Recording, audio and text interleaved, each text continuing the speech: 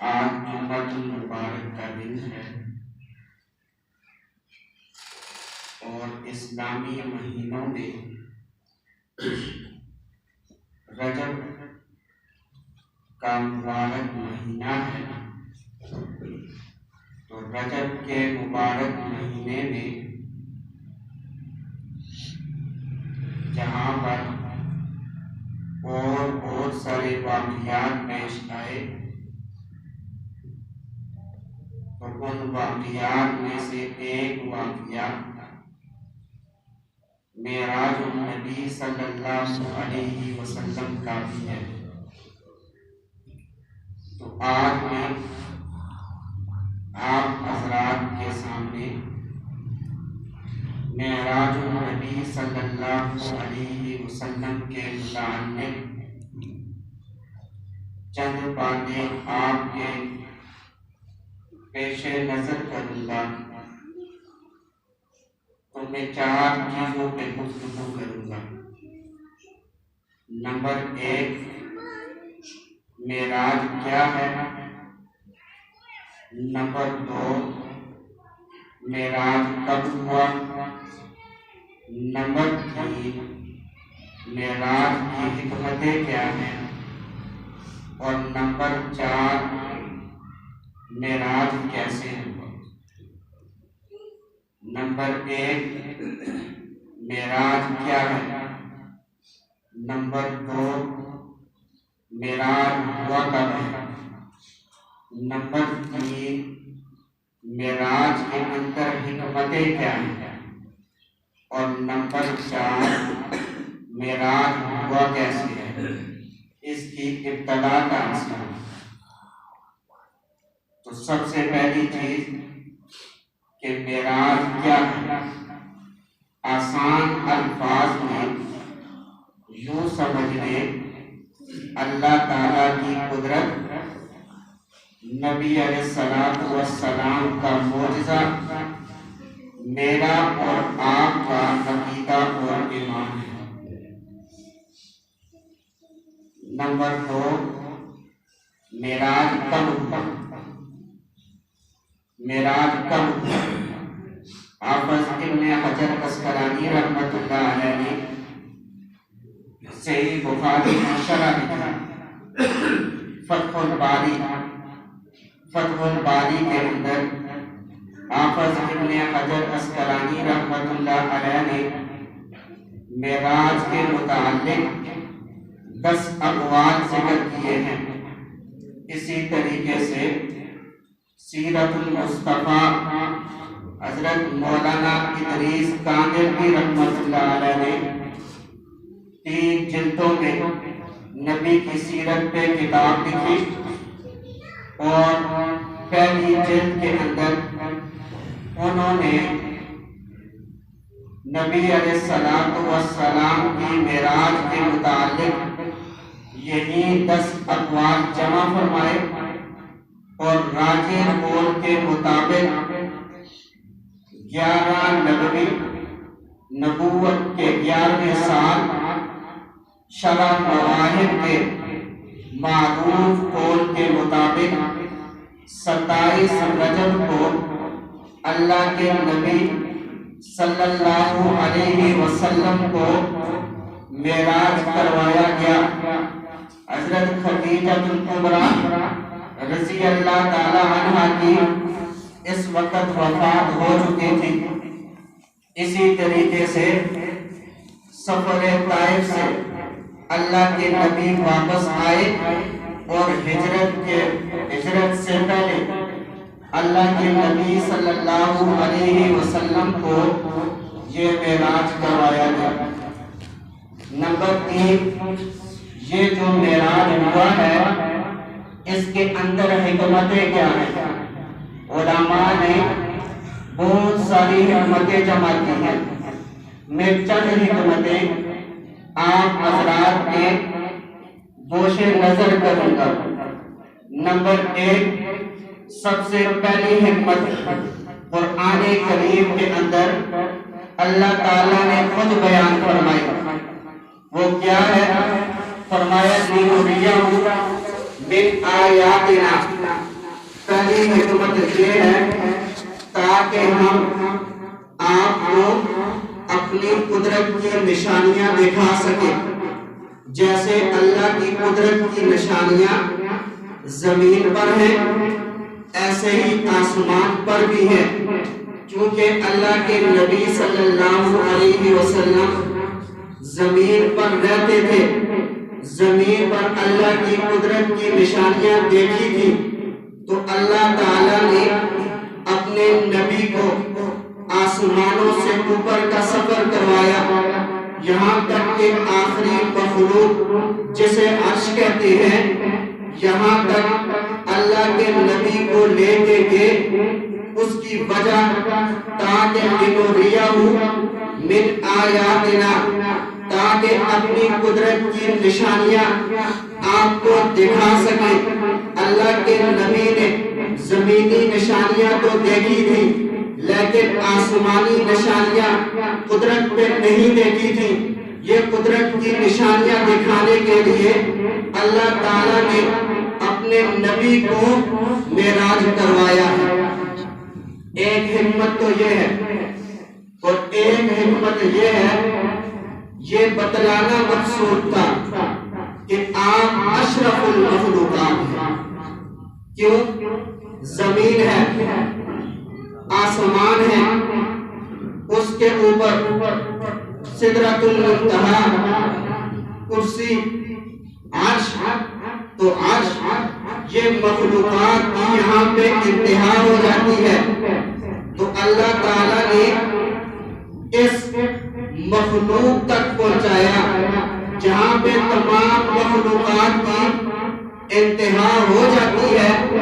اللہ کے نبی کو بلایا، اللہ کے نبی جہاں پہ مخلوقات کی انتہا ہو رہی ہے اس کے اوپر ہے، یہ بتانے کے لیے کہ آپ سے نیچے جتنی بھی چیزیں ہیں یہ تمام کی تمام مخلوقات ہیں اور آپ ان سے اوپر ہیں، تو اس وجہ سے آپ اشرف المخلوقات ہیں.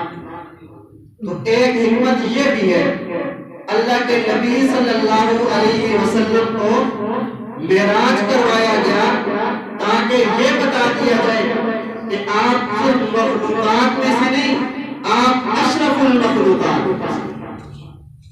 اور ایک حکمت یہ بھی ہے کہ اللہ کے نبی صلی اللہ علیہ وسلم نے دین کے لیے ہر مشقت کو اٹھایا، ہر پریشانی کو اٹھایا. جب اللہ تعالیٰ نے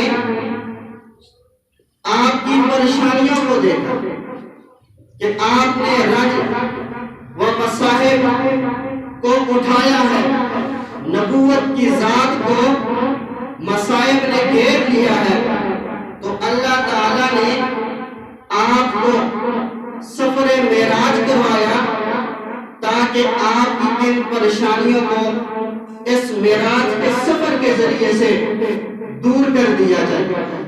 جیسے آج دنیا میں کوئی آدمی پریشان ہوتا ہے تو وہ سفر کرنے کے لیے کبھی مری چلا جاتا ہے اور کبھی نارا کا سفر کرتا ہے.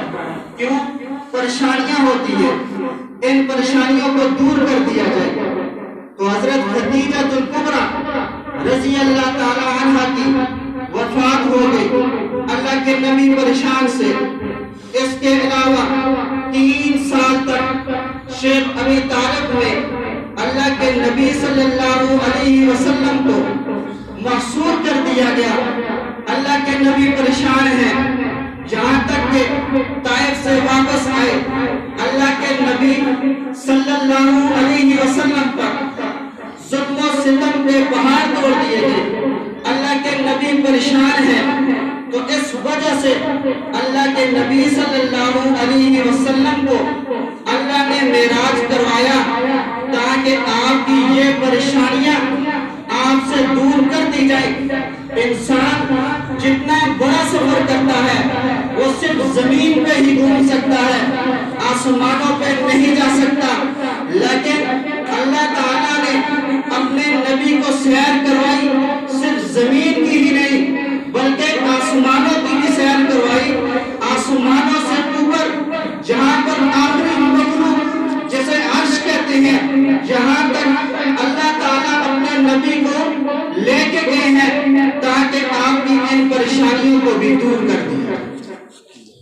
تو ایک حکمت معراج کی یہ بھی ہے، پریشانیاں دور کرنی تھی، تو اس وجہ سے اللہ کے نبی صلی اللہ علیہ وسلم کو معراج کروایا۔ چوتھی حکمت یہ ہے، ختم نبوت کے اظہار کے لیے اللہ تعالیٰ نے اپنے نبی کو معراج کروایا۔ وجہ یہ ہے، جہاں سے انسان چلتا ہے عرش تک جائے، عرش یہ آخری مخلوق ہے، آخری مخلوق ہے، عرش پر مخلوقات کی انتہا ہے، تو اللہ تعالیٰ نے اپنے نبی کو یہ معراج کروایا اور آخری انتہا پر لے گئے، یہ بتانے کے لیے کہ جیسے اس عرش پہ مخلوقات کی انتہا ہے، ایسے ہی آپ پہ بھی ختم نبوت کی انتہا ہے۔ اللہ تعالیٰ جب کسی بندے کو بلند کرتے ہیں تو انسانی کمالات میں سے سب سے کمال والا وصف وہ نبوت اور رسالت ہے، تو اس وجہ سے اللہ تعالیٰ نے عرش تک لے گئے اور یہاں پہ جا کے یہ بتایا کہ یہ جو عرش ہے یہ آخری مخلوق ہے، اس پر مخلوقات کی انتہا ہے، اور آپ کو یہاں پہ لایا گیا اور آپ پہ نبوت کی انتہا ہے۔ اس ختم نبوت کے اظہار کے لیے اللہ تعالیٰ نے اپنے نبی کو معراج کروایا۔ تو ایک حکمت یہ بھی ہے، اسی طریقے سے ایک حکمت علماء نے یہ بھی لکھی ہے، صاحب در الناصحین نے لکھی ہے، فرماتے ہیں زمین و آسمان کا آپس میں مکالمہ شروع ہوا، زمین اور آسمان دونوں اپنے اپنے دلائل پیش کرتے رہے، یہاں تک کہ آسمان نے اللہ تعالیٰ سے دعا کی، اے اللہ یہ جو زمین ہے اس کے پاس صرف ایک ہی دلیل ہے، اس کے باوجود بھی یہ گھما پھرا کر اسی دلیل کو بار بار پیش کر رہی ہے، وہ یہ ہے کہ اللہ کے نبی صلی اللہ علیہ وسلم کے مبارک قدم مجھ پہ لگے ہیں۔ تو اللہ تعالیٰ سے آسمان نے دعا کی، یا اللہ ان تسعد الی محمدا فاشرف کما تشرفت الارض بجمالہ، کہ یا اللہ تجھ سے کوئی پوچھنے والا نہیں ہے، تو جیسے تو نے زمین کو یہ شرف بخشا ہے کہ نبی کے مبارک قدم اس پہ پڑے ہیں، ایسے مجھے بھی شرف بخش دے تاکہ نبی کے قدم یہ مجھ پہ بھی پڑے۔ تو اللہ تعالیٰ نے آسمان کی اس دعا کو قبول کرتے ہوئے اللہ تعالیٰ نے اپنے نبی کو معراج کروایا ہے، اور معراج صرف زمینی نہیں بلکہ آسمان پہ لے کے گئے تاکہ ہر آسمان نبی کا دیدار بھی کر سکے اور ہر آسمان پہ نبی کا قدم بھی پڑ سکے۔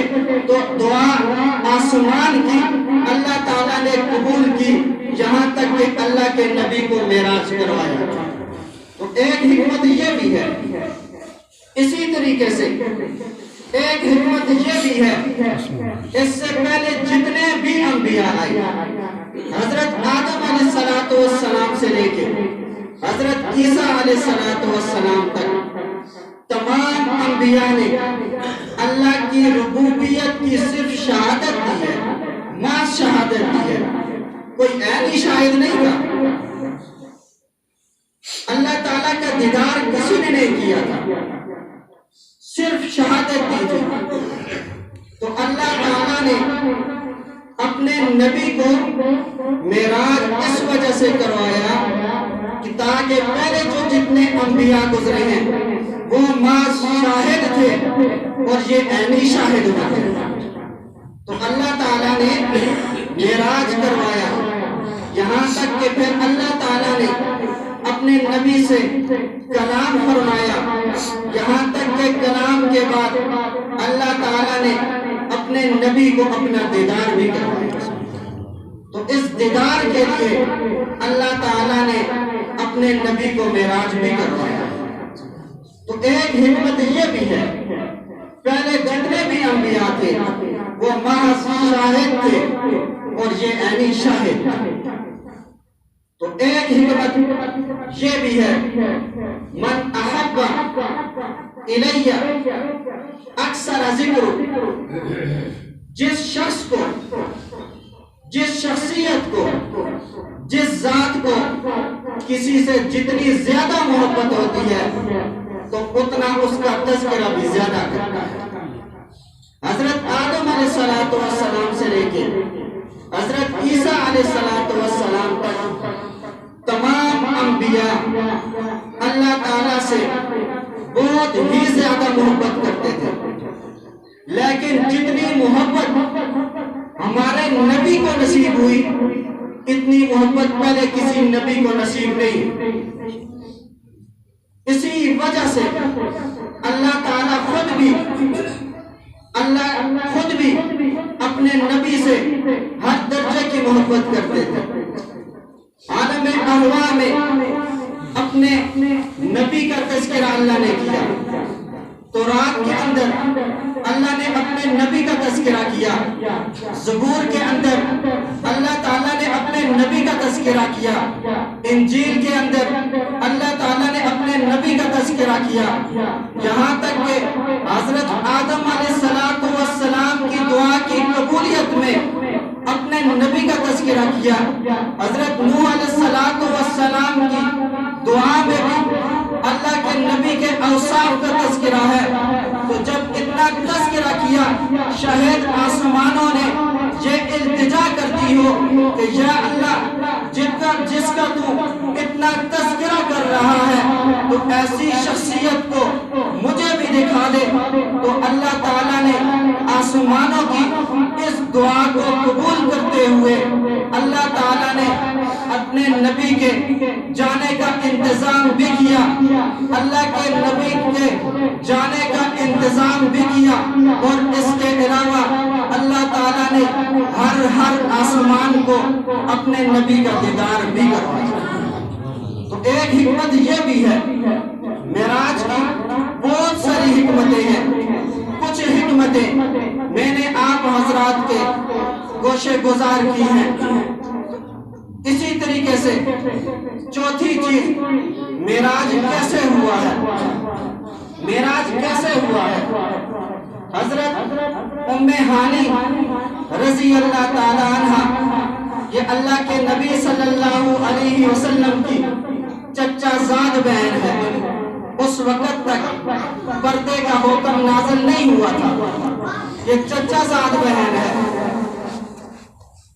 ماہرین اسماء الرجال نے ان کا نام ساختہ ذکر کیا ہے۔ ان کے گھر میں اللہ کے نبی صلی اللہ علیہ وسلم آرام فرما رہے تھے، جبرائیل امین تشریف لائے، ساتھ میں ملائکہ تھے، اور چھت کو پھاڑ کے تشریف لائے، اللہ کے نبی صلی اللہ علیہ وسلم کو جگایا، یہاں تک کہ اللہ کے نبی صلی اللہ علیہ وسلم کو بیت المقدس کی طرف لے گئے۔ اللہ کے نبی صلی اللہ علیہ وسلم خطیم کعبہ میں گئے، وہاں پہ اللہ کے نبی صلی اللہ علیہ وسلم پھر سو گئے، جبرائیل امین نے جگایا اور آپ کے سینے کو، آپ کو بیر زمزم پہ لے گئے، آپ کے سینے کو چاک کیا، چاک کرنے کے بعد جنت سے ایک تخت لایا گیا تھا جس کے اندر علم و حکمت بھرا ہوا تھا۔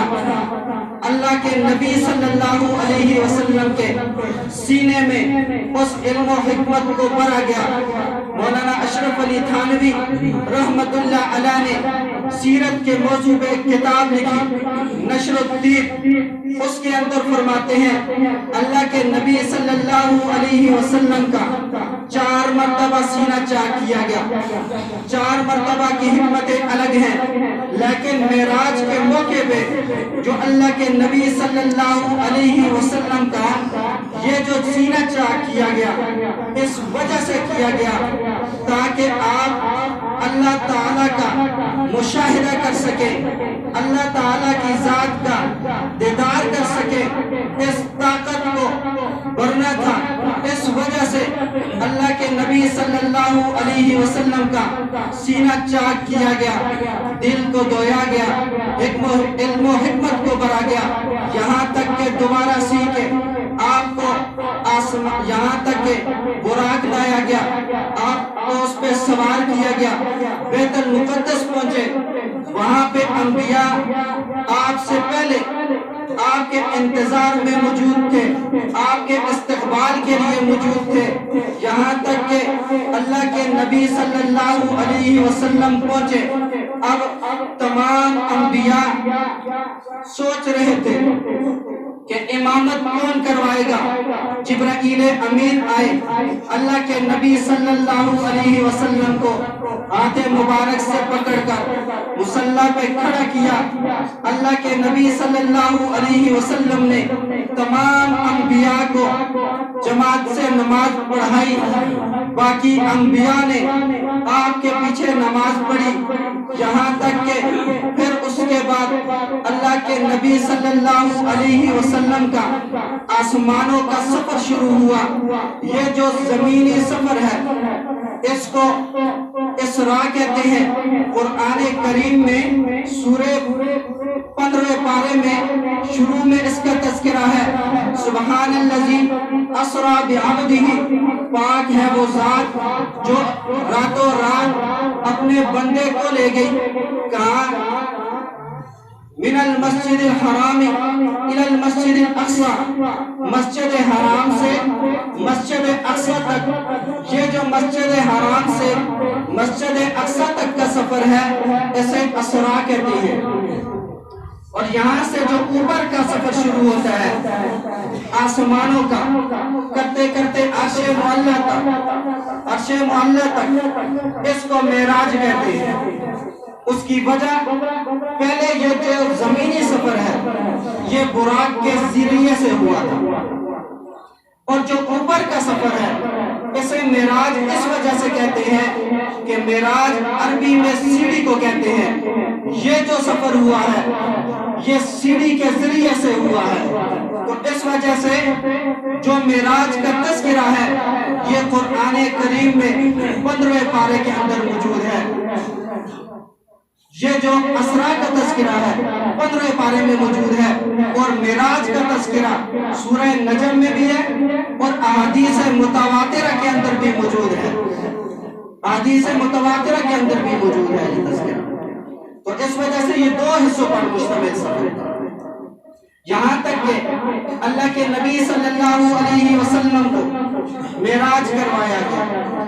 پہلے آسمان پہ گئے، پہلے آسمان پہ حضرت آدم سے ملاقات ہوئی، دوسرے آسمان پہ گئے حضرت عیسیٰ علیہ السلام نے مرحبا کہا، تیسرے آسمان پہ گئے حضرت یوسف علیہ السلام نے مرحبا کہا، چوتھے آسمان پہ گئے ادریس علیہ السلام نے مرحبا کہا، 5ویں آسمان پہ گئے حضرت ہارون علیہ السلام نے خوش آمدید کہا، مرحبا کہا، 7ویں آسمان پہ گئے 6ٹھے آسمان پہ گئے حضرت موسیٰ علیہ السلام نے مرحبا کہا، 7ویں آسمان پہ گئے وہاں پہ حضرت ابراہیم علیہ السلام نے مرحبا کہا اور اللہ کے نبی کا استقبال کیا، یہاں تک کہ اس سے اوپر لے جائے گے، یہاں تک کہ عرش معلی تک پہنچے، سدرۃ المنتہا تک پہنچے۔